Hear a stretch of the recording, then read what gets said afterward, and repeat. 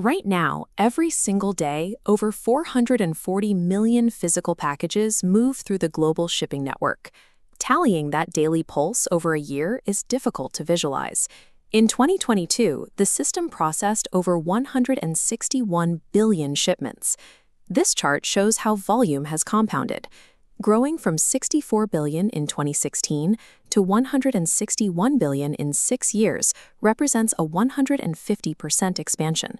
The primary driver behind this acceleration is the structural shift to e-commerce.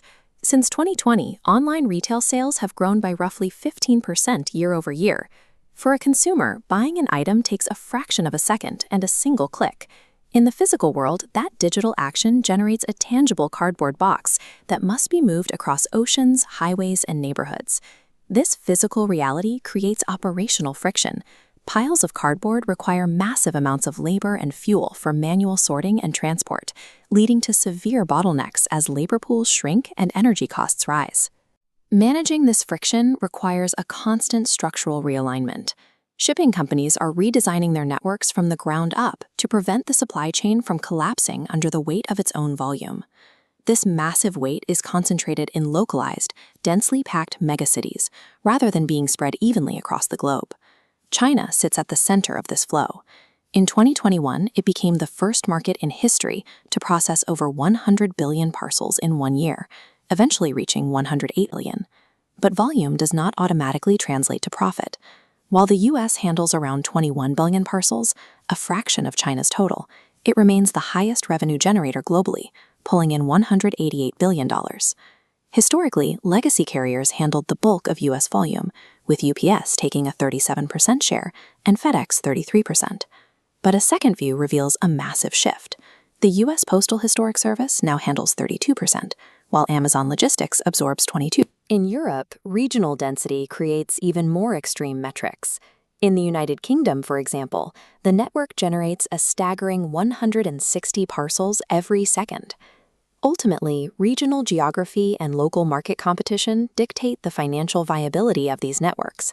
Scale is only one part of the equation. To see where the system is straining, we have to scale the data down to the individual level. Globally, the average person now receives 42 packages every year. In highly concentrated markets, that number is far higher. The average American household received 167 packages in 2024. This demand creates a visible traffic problem. Multiple competing logistics networks are simultaneously sending large, fuel-heavy vehicles down the exact same residential streets every day. This final stretch, the last-mile delivery, is the most expensive and inefficient segment of the entire global supply chain.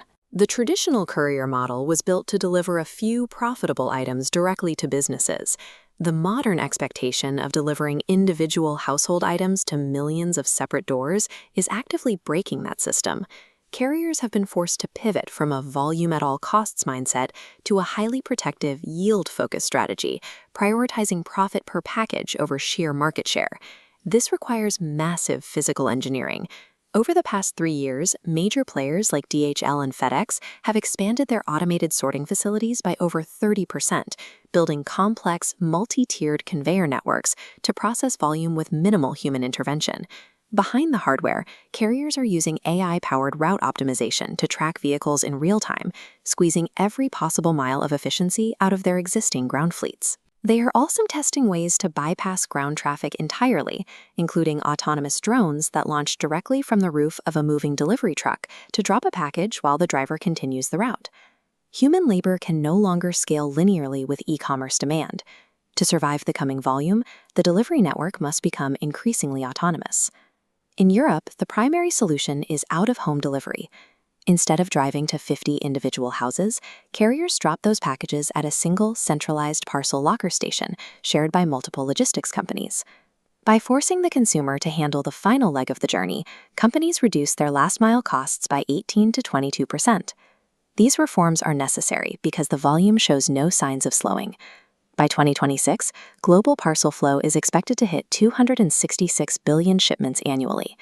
When you break down that 2026 projection, it translates to nearly 8,500 physical packages being delivered every single second.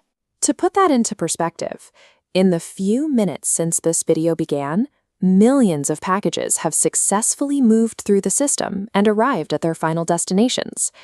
To a consumer, it's just a cardboard box on a porch. But that box is the endpoint of a massive, synchronized effort to move physical matter at a scale that the world's legacy infrastructure was never designed to handle.